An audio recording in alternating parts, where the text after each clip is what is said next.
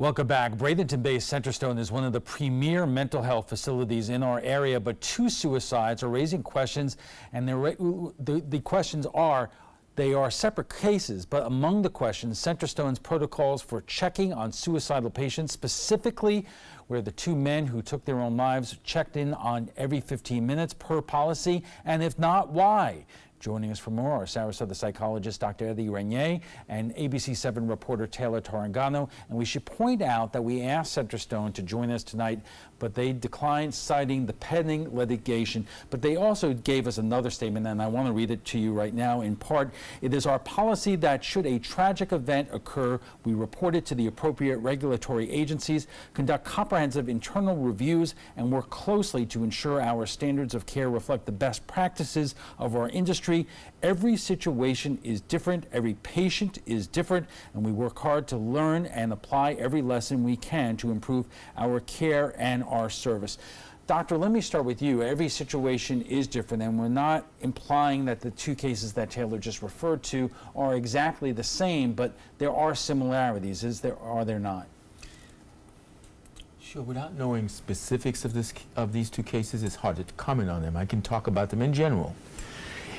One of the silliest notions we have is that we can prevent someone who truly wants to kill themselves from committing suicide. That's a silly notion. It's a notion that we have to take on because we're entrusted and empowered to save lives. Let me stop you there. Does that include when you're in a facility like this? I mean, out in the general world, that may be the case, but should we expect that when somebody is in the facility that they're going to be safe? Yes, we should expect that, and mostly they are. But having run an inpatient program and seen how powerless we can be to prevent a suicide, I have inside information that tells me how difficult that is. That even when someone who's being watched 24 hours, even a few minutes between shift change, if they truly want to commit suicide, they can use that brief few moments to do so. However, the level of care in an inpatient setting, given lethality of a patient, should be at a higher level. Taylor, again, these are two separate cases, but where do they stand right now in terms of the cases being filed in court? Well, the first, Teddy's family, Theodore Dougal, was the suicide that happened back in November. That family is going medical malpractice route, so they're waiting to file. They haven't filed just yet. But we know that the case in April with Dwayne Riddick, his attorneys have officially filed their lawsuit for wrongful death. And as Centerstone just told us that there are a lot of regulatory issues involving here and that they are giving their information over, do we know where that stands? Not that I know of. I know, though, that I am in constant communication with Shelley Boyette, the sister of Teddy, and she says she's still, to this day, it's been almost 10 months. Next week it'll be 10 months and no answers. Okay.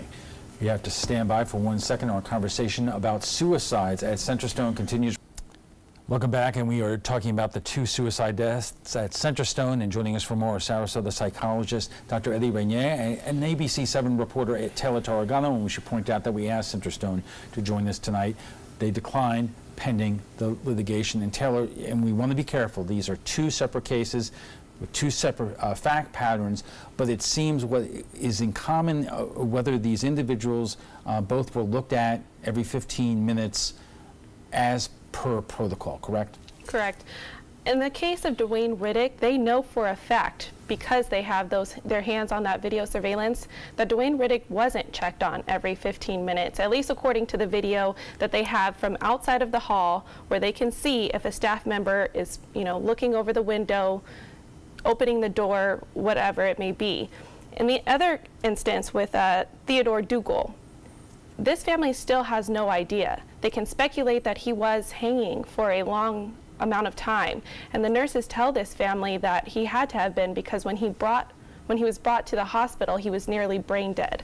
But at this point, it's only speculation because, as I said earlier, they still don't have the video that they say there is. Doctor, how important is it in residential situations that a person who is considered suicidal is checked on every 15 minutes? The difference between life and death. someone you know who's trying to kill themselves, particularly during the early part of their admission, when the suicidal thoughts are the strongest, they need to mostly be watched. And that's when they should be with someone almost all the time. And so if you leave someone like that unattended, you send them a couple of messages. Even the threat of suicide, they're not even important enough, even when they threaten to kill themselves, to have somebody attend to them. And that increases the likelihood that they'll kill themselves. Okay, we have to take a quick break. We are just getting warmed up. Our conversation on the suicides at Centerstone will continue right after a quick break. Welcome back. We are talking about the recent suicides at Centerstone, and joining us for more are Sarasota psychologist Dr. Eddie Renier, and we should point out that we did ask Centerstone to join us tonight, citing pending litigation. They declined. So, Doctor, let's continue our conversation because your concern mainly is the lack of resources that Centerstone and other facilities, which are a nonprofit, have. And where does the blame go there? Well, I think the blame is shared across the state. We have neglected our mental health system for so long that the laws we have, the systems we have in place are archaic and old. They don't work very well. Right. So let's take this one step at a time, because you used to run an inpatient facility and you're dependent upon manpower. And what difference does that make in terms of being able to respond to situations like that? We talked about 15-minute checks here, but let's say staff is involved with another patient that is having a difficulty. That's right. When you're watching a number of people with mental health problems, serious mental health problems, because that's why they're on an inpatient units, because obviously many of them are suicidal and many of them are dangerous. So staff can be very easily all pulled away to another emergency on a unit. And that creates a staffing problem. So even if you have a minimum number of staff, you don't have extra staff, or you can't pull staff from somewhere else, and you encounter an emergency on the unit, suddenly some patients are not covered. And that's something that we really should resolve with adequate technology. And if you don't have money, you can't get the technology. And we often point out on this broadcast, Florida, to its disgrace, it ranks last in the entire United States in terms of funding for mental health issues. Absolutely. We pay the people on the psych unit so little that there's constant staff change, constant turnaround problems, which creates training issues. You train someone and they're working for a year or less, and then they leave, you got to train somebody else. And so if this happens a lot on an inpatient staff, you don't have a staff that you can rely on. You know, I remember a viewer comment just the other day saying, hey, we moved to Florida for the lower tax base. It's much more expensive to live up into the Northeast, and we don't want taxes to be raised. But isn't this the chickens coming home to roost, so to speak? Sure, you get what you pay for. If you pay for something cheap, you shouldn't expect Cadillac service. Let me ask you this question. Is there any state doing it the right way? Well, you know, I think one state that comes to mind is Nevada. Nevada, because of all the casinos, have a problem with gambling addiction. And consequently, to deal with that, they've had to hire an army of therapists to work with addiction, an addiction problem with gambling. Those people are supremely suited to treating mental disorder.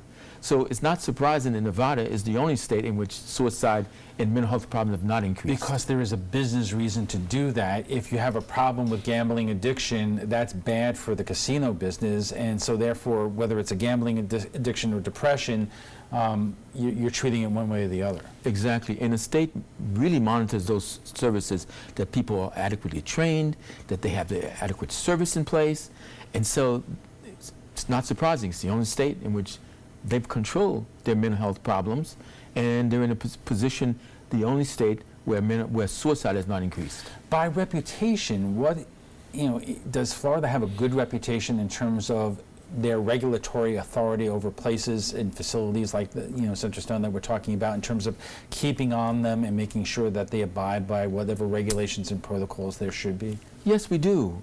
The problem is that those regulations are old, and sometimes, because of lack of funding, people don't enforce them religiously and strongly. The state knows how underprepared our system is that we rank last. And yet our government did not really increase the budget for mental health substantially. So those are issues. We have mental health. The governance of mental health is in the Department of Children and Families. It's not even in a place where it received lion's share of attention. Right, we have to leave it there. Thank you for joining us tonight. But before we go, we want to share with you what some of our viewers had to say about last night's show on the phrase, "In God We Trust," being put in every Florida public school. A new state law mandates the words "In God We Trust" be posted in every Florida public school. Suncoast schools have already complied with the mandate. "In God We Trust" is on the back of every bill in our wallets. It's also on both the Florida state flag and seal. So what do you think of it being displayed in every entrance of every public school in Florida? Vanessa says, if it is a phrase standing alone, then no, I am not okay with it. Most schools are funded by the government, local at least. There is supposed to be separation between church and state. Danny says, I think that's important to teach kids to trust in God because Lord knows we can't trust the government. And Carrie says, no, it is a huge waste of money. How about giving the teachers that money or spending it on supplies that our children don't have in their classroom? This is appalling. Shirley says, agree, and should start saying the Pledge of Allegiance. And if you don't agree, get out of the schoolroom. Wow. If you'd like to join the conversation, Dr. Renier loves that. If you'd like to join the conversation on tonight's topic, just visit our Facebook page at facebook.com/mysuncoast. We want to thank our guests for being here tonight, Sarasota psychologist Dr. Eddie Renier and ABC7 reporter Taylor Tarragano.